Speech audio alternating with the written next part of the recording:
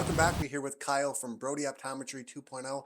Kyle, thanks for coming on the podcast. Thank you for coming. Yeah, I appreciate appreciate it. it, yeah. Excited to dive into your expertise of this field, so thank you. Yeah, I'm excited about this. Yeah. So, why do you think people's eyes get worse as they age? So your eye is nothing more than blood vessels and nerves, and then so just like everything else, you deteriorate as things go on. And then the focusing department of your eye is a specific part of your eye, and it just loses its flexibility around that magic age of 40. And so your eyes are constantly changing depending as your body changes. So that's basically what's happening.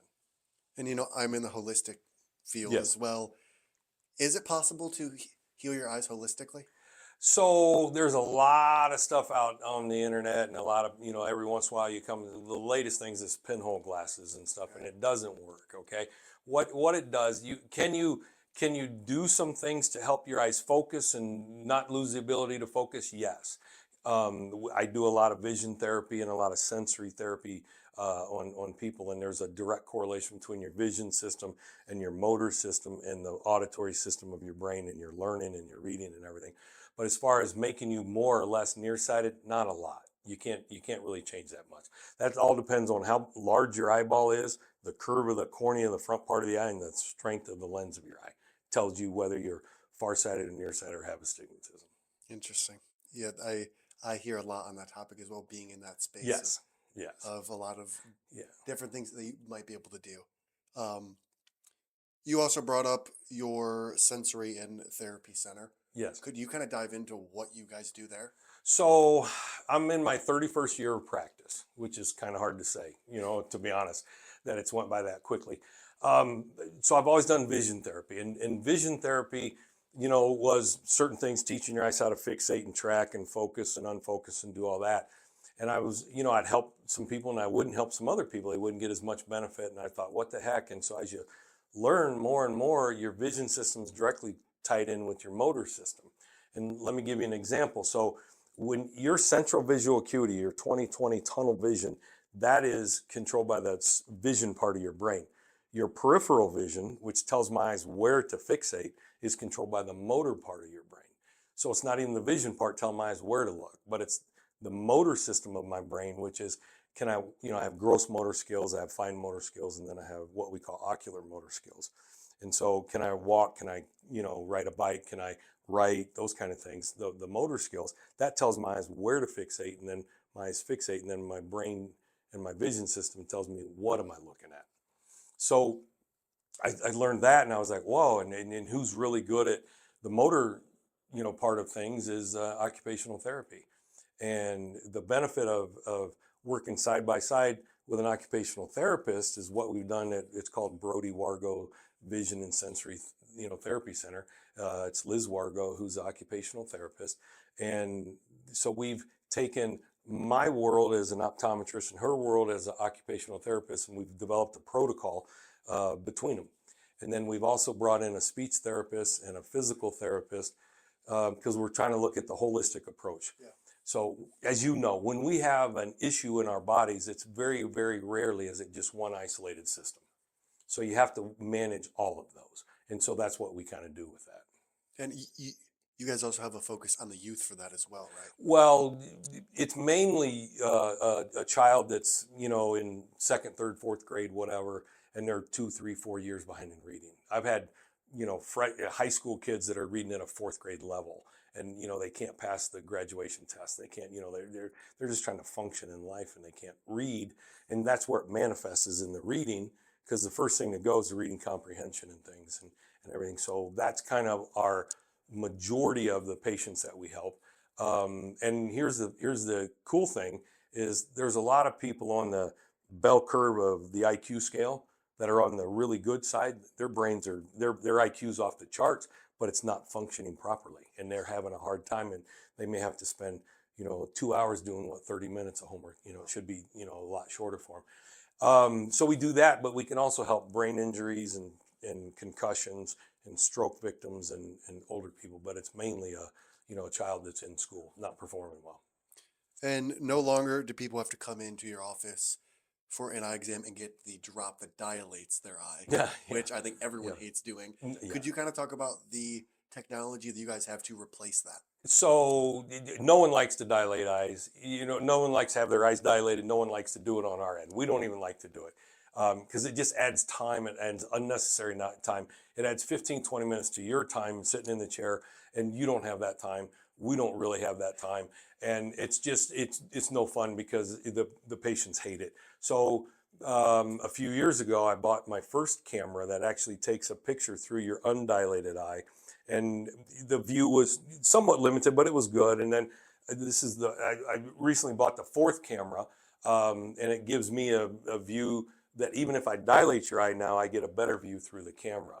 The problem is the camera cost more than my first house in Maumee back in 1995, so we have to charge for it. We charge $39, but it's the best $39 you'll spend because it's the way I can document anything in your eyes, and then I can compare year to year, and so it's kind of nice. I think what's awesome is you guys are thinking of how to innovate, how to make the customer's experience better, Yeah. and also like you have that focus of like how can we innovate, not just do the same old thing that an eye doctor would do. Well, and so I never wanted to be one of those eye doctors that, the patients come in and go, these chairs have been here for 20 years, 25 years, and the carpets, got holes in it and stuff like that. And so an eye doctor told me a long time ago, he said, look, put some money back into your practice every year, or you're going to have a big bill every 5 or 10 years.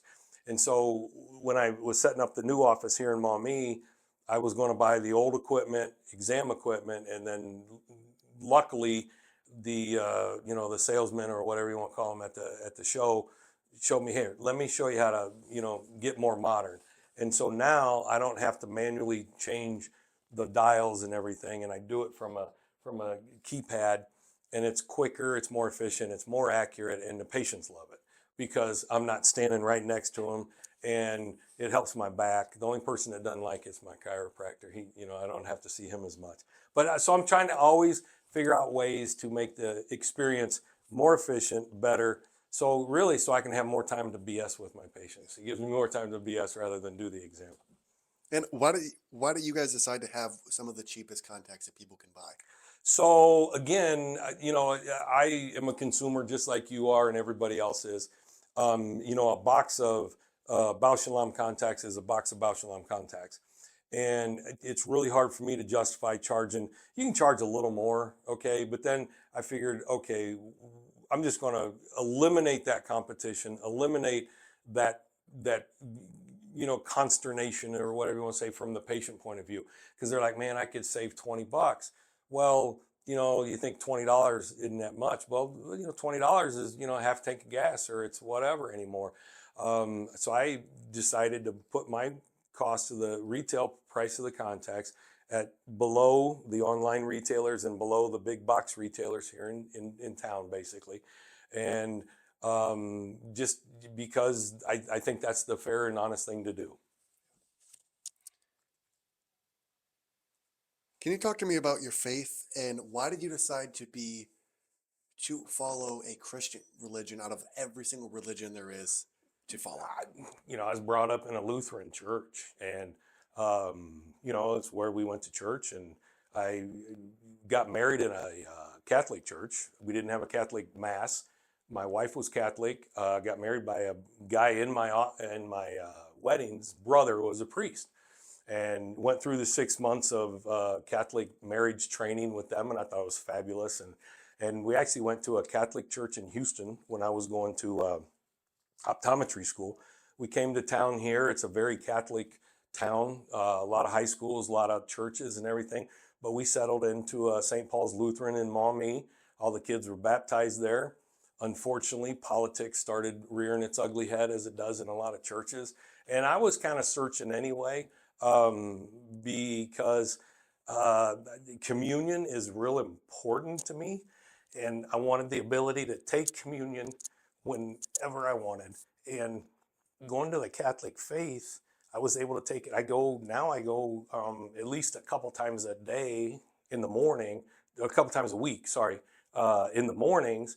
And I do it to, it's a nice way to start the day. But I love taking communion. And that's probably one of the biggest reasons I went to the Catholic faith. And then my kids all went to Catholic schools here in town. And I just love it. Now, everybody that's known me knows I'm a huge Ohio State fan. I'm a huge Bob Seger fan. I'm a huge Toronto Maple Leafs fan. I'm a huge Elvis fan. And I thought, well, if you know all that about me, and we'd talk about my kids and you know, the Buckeyes and everything, and I get a lot of Michigan fans in, and we like to go back and forth. I thought, well, they should know I'm a Christian man. Okay, so that's why, I don't know, back in 15 or 16, a buddy of mine made that 6-foot cross that is in the foyer, and he didn't have he was like, I'd like to make this cross, but I don't have a place to put it. And I said, I got a perfect place to put it. So I put it right inside the front door when you see it. So you know, yeah, he's you know, an Ohio State fan, but he's also a Christian man, and I'm not afraid to show it. What does taking communion mean to you? It's obviously something that you're very passionate about doing.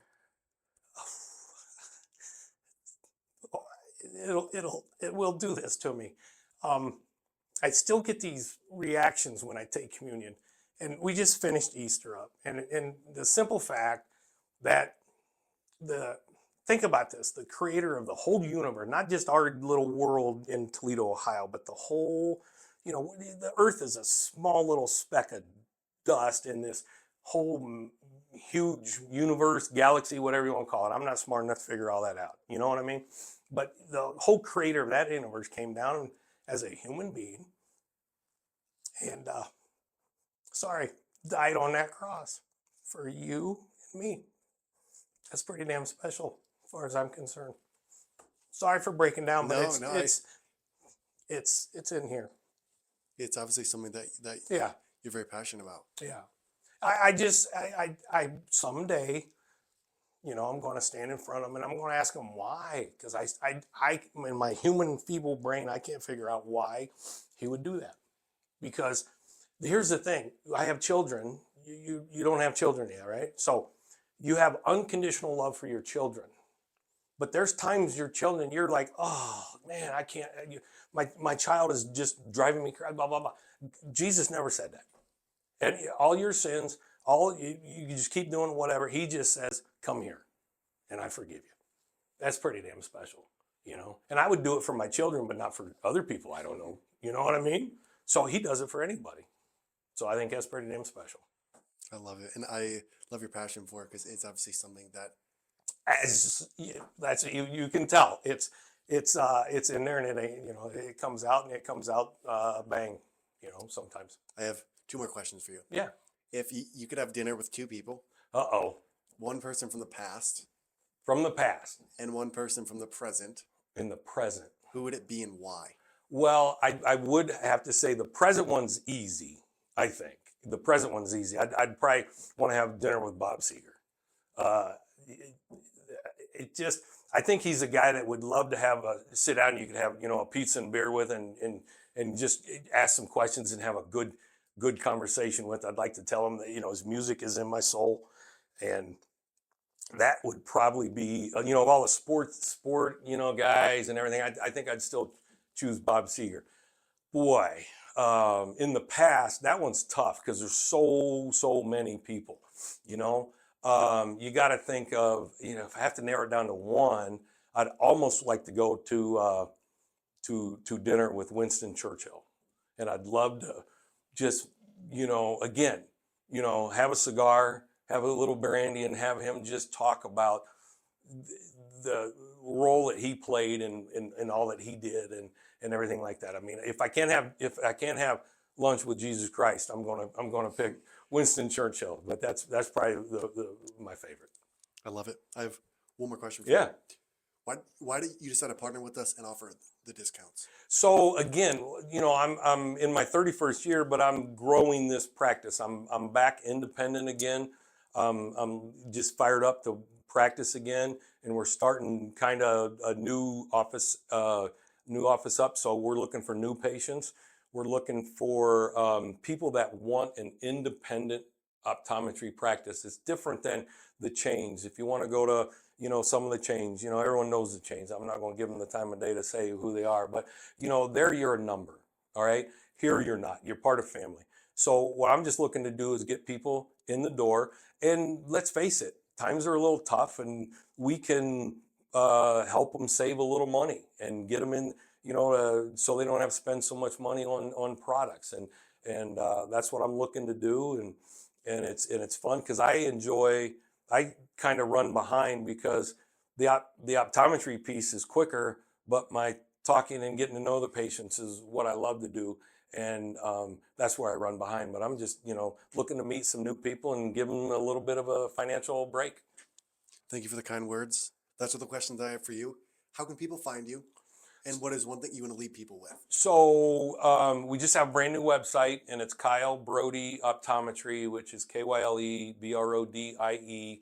Then optometry is OPTOMETRY.com. And you're going to see some Facebook ads. I've partnered up with someone to do some Facebook ads for me, and you're going to see that. And we're trying to post on Facebook and everything. And I'm trying to take some pictures with my Meta frames. These are not Meta frames, but I'm trying to learn how to do that and everything. The phone number in Maumee is 419-314-2020. I do have a part-time office out in Woodville, Ohio, that I spend a day, sometimes two a week out there, but this is my main office here. We're in the St. Luke's, what I still call St. Luke's, complex, at 5655 Monclova Road. And, so you can find me, on the website. You can find me, Google it, all that. We should start getting some action on that because of the brand new website. Do you want to leave people with anything? So, like I said, what I would just say is the people that are searching for an independent optometrist, which means I'm not beholden to any financial accountant telling me how to practice, when to practice, what to prescribe, not to. You're going to get, honest to God, the best advice that I have for you. And sometimes it's nothing, sometimes it's this, whatever, but I don't care about the money. Everything, the finances of the practice come if you take care of the patient, right? So I'm just trying to find people that are looking for someone, not just me, but my staff, who's excellent, by the way. They will demonstrate and give you more love than you get in any other office. I can guarantee you that. Awesome. Well, Kyle, thanks for coming on. Hey, thank you so much. Appreciate it.